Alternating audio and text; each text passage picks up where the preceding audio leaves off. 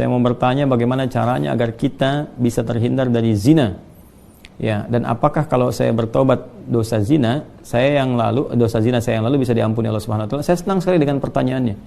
Ya, saya mau bertanya bagaimana caranya agar kita, berarti Anda dan saya kan, kita semua bisa terhindar dari zina. Nah, itu bagus sekali untuk kita semua karena banyak potensi-potensi yang bisa menjerumuskan kepada itu.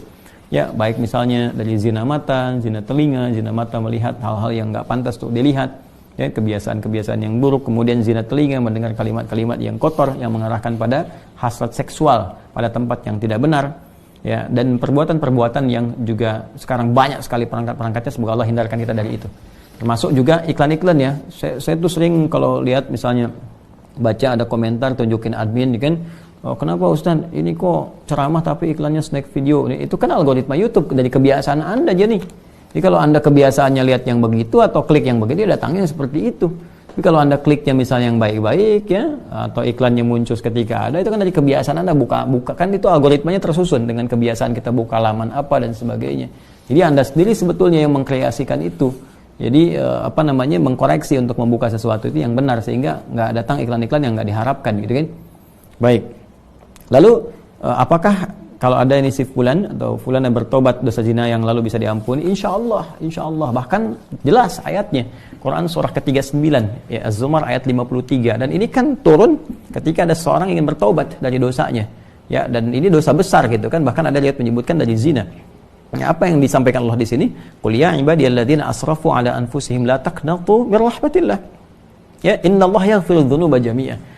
Ya, wahai hamba-hambaku, masih disebut hamba, dianggap hamba, diaku hamba oleh Allah Subhanahu wa taala. Ya, kata Allah, "Hei hamba-hambaku," katakan Muhammad SAW kepada hamba-hambaku yang israf berlebihan. Jadi israf itu udah standar tertinggi dalam dosa. Ya, jadi ada khata, nanti ada afu pasangannya, ada dzambun, ada ghafir pasangannya.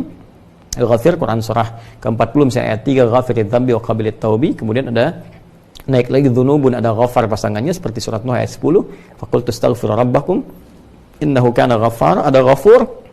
Kalau naik lagi dzunubun ma'adh-dzulmi, jadi khata'un, dzambun, dzunubun ma'adh-dzulmi pasangannya ghafur, kemudian israf pasangannya rahim. Ya, israf pasangannya apa? Rahim. Makanya disatukan di Al-Baqarah ayat 286 kan? Rabbana la tu'akhidna in nasina aw akhtana khata'. Rabbana wa la tahmil 'alaina isran kama hamaltahu 'ala ladzina min qablina. Itu dzambun dan dzunubun ma'adh-dzulmi. Rabbana wa la tuhammilna ma la taqata lana bih, seperti israf. Wa'fu 'anna al-'afwu waghfir lana, ghafir, ghaffar dan ghafur. Warhamna rahim. Nah, tingkat tertinggi ini dosa-dosa besar seperti zina kan dosa besar. Yang membunuh dosa besar. Maka kata Allah, "Qul ya ibadiyalladzina asrafu 'ala anfusihim," hai hamba-hambaku yang pernah berbuat israf. Mungkin ada sebagian yang pernah zina, pernah membunuh, dosa-dosa besar. Ya, pernah korupsi, mau tobat dan sebagainya. Masya Allah, ya, alhamdulillah dia mau tobat, mau kembali karena mungkin doa orang tuanya, doa sekitarnya, kesadaran dirinya, dan kemudian la taqnatu min rahmatillah, jangan putus asa dari rahmat Allah Subhanahu wa taala. Innallaha yaghfiru dzunuba jami'a. Allah akan mengampuni dosa-dosa itu seluruhnya sepanjang kamu mau tobat. Sepanjang mau tobat. Makanya Allah itu sangat menyukai orang-orang yang tobat dan berusaha kemudian kita mendekat kepada Allah. Dan Allah pun berikan jalan sampai titik terakhir dia, sampai nyawa di kerongkongan. Kan yang paling viral itu kisah Firaun kan?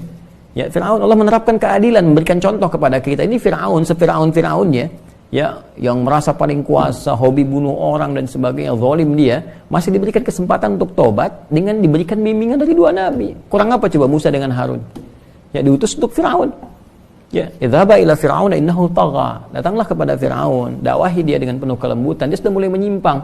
Jadi bukan masalah kekuasaannya yang salah. Kekuasaan silahkan berkuasa, nggak ada masalah gitu kan. Cuma ketika menyimpang dari kekuasaan, ingatkan kata Allah. Diingatkan itu karena sayang. Kalau nggak sayang dibiarin. Ya, makanya kalau ada ulama bisa mengingatkan, ustaz mengingatkan, kita yang keliru dan sebagainya, nggak usah marah. Kan? Nah, kalau kebaikan kita terima dengan cara yang baik dan mengingatkan pula dengan cara yang baik. Karena kalimat Qur'annya faqul lahu qawlan layyina, katakan dengan cara yang lembut. Ya, supaya dengan kelembutan itu la'allahu yatadzakkaru aw yakhsha. Mungkin dengan kelembutan itu dia sadar, ya, ingat kembali bahwa keliru, dia khawatir, dia takut dengan Allah Subhanahu wa taala. Jadi Firaun pun dapat diberikan petunjuk oleh Allah dengan dua nabi, bayangkan, cuman dianya yang enggak mau. Ya, begitu nyawa ke kerongkongan baru munculkan daya tawar gitu. Itu yang jadi persoalan. Ya, jadi semua punya kesempatan untuk kembali. Makanya saya sering katakan Allah sangat mencintai para pelaku maksiat yang gemar bertobat dibandingkan orang soleh yang tidak pernah merasa salah. Ya, Jadi saya support teman-teman saudaraku ini atau saudariku, ya kembali kepada Allah, ya, dan tutup semua, jangan diungkap kemana-mana. Kalau sudah berdosa, taubat kita kepada Allah, minta maaf kalau terkait dengan hak-hak manusia. Setelah minta maaf, berbuat lebih baik terus dan lupakan itu semua, berbuat lebih baik sampai kita merasakan kebaikan itu nikmat dilakukan. Itu halawatul iman namanya. Itu tanda taubat kita diterima oleh Allah Subhanahu wa taala. Tanda taubat itu kan ketika kita menyesali, kemudian ada rasa nggak enak untuk mengerjakan lagi atau bahkan mendengar, ya ini saya nggak mau dengar acara-acara gini, sudah nggak suka dan sebagainya. Terus berganti jadi kebaikan, nonton yang bagus-bagus, bacaan yang baik, enak sholat dan sebagainya. Itu tanda taubat kita diterima oleh Allah Subhanahu wa taala. Ya, jadi di sini saya kira semua punya kesempatan yang sama untuk menjadi baik, untuk dimuliakan oleh Allah Subhanahu wa taala, dan tidak sungkan kita mendoakan setiap orang termasuk diri kita sendiri, yang untuk selalu berusaha ya, konsisten pada nilai-nilai kebaikan.